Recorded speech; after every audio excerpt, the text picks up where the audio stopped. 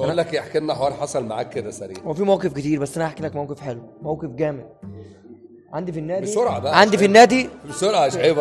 جابوا كابتن بتاع ايه، بتاع اللياقه البدنيه والكلام ده، اسمه كابتن ناصر عظمه. فاهم دماغي اقسم بالله. والله العظيم اسمه ناصر عظمه فعلا. فالمهم جالي، فجه خدنا انا ولاعبين كده واسمه مشهور وبودي، قال لي بقول لكم ايه، انتوا الثلاثه تلعبوا دوري ممتاز وانتوا مستريحين، بس ناقصكم حاجه واحده بس. قلت له ايه؟ قالوا تعالوا معايا.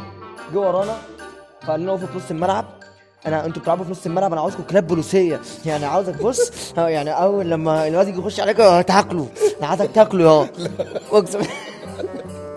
هو اسمه ناصر عظمه، اسمه ناصر عظمه، هو جعان اصلا فاهم دماغي. فالمهم لقيته قال لي في تمرينه النهارده، هعمل لكم تمرينه.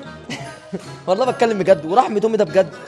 قال لي هعمل لكم تمرينه النهارده دي اللي هتشرسكم في الماتش اللي جاي، جاهزين؟ قلت له معاك يا كابتن. انا والعيال بيقولوا هو ماله ده، هو جعان ولا ايه فاهم. فقال لي بص انا عاوزكم كلاب بوليسيه، انا عايزك واقف على فكره تقعد ترمي بيجس على اسنانه. فاهم. اقسم بالله باكل سنانه اتكسرت.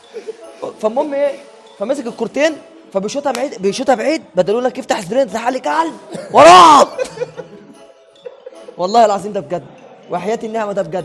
بيقول لي وراه وانا ببص كده. المدرب ده مثلا كان في كلب عضه وهو صغير ولا حاجه؟ هو اسمه عظمه. لا والله، هو اقسم بالله هو بيحدفوا الكلاب اصلا. يا ابني انت ايه اللي انت عامله في نفسك ده؟ احمد حسام ميدو.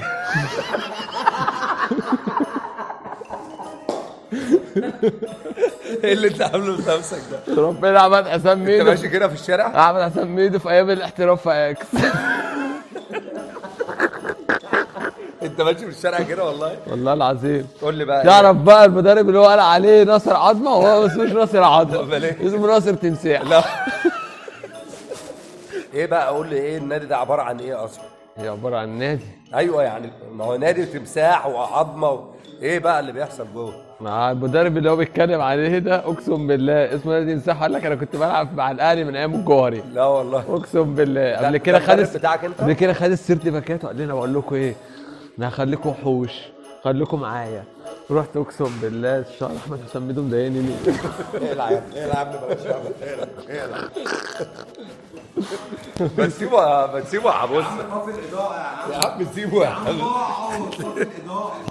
احكي لك موقف اقسم بالله اسرع جون في تاريخ الدوري جه فينا. لا انا بقى احكي لك عن الموقف ده. كنا بنلعب مصر التأمين في كاس مصر، احنا اصلا ما بنشتركش في كاس مصر، لما بنشترك بنخسر من اول الماتشات، عشان كده ما بنرضاش ايه نشترك والكلام ده.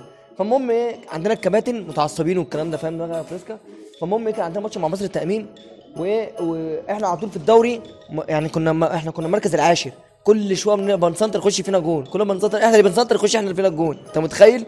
فالمهم ايه، بنلعب التأمين في التأمين، مصر التأمين في التأمين في كاس مصر. فالكباتن لسه بيسلموا على بعض والكلام دوت. لقيت الكابتن بيعملها ازاي، راح بص كده قال له في ايه، قالوا دخل فينا جون، راح بص كده قال يا عم ده احنا لسه ما قعدناش يا جماعه، لسه ما قعدناش.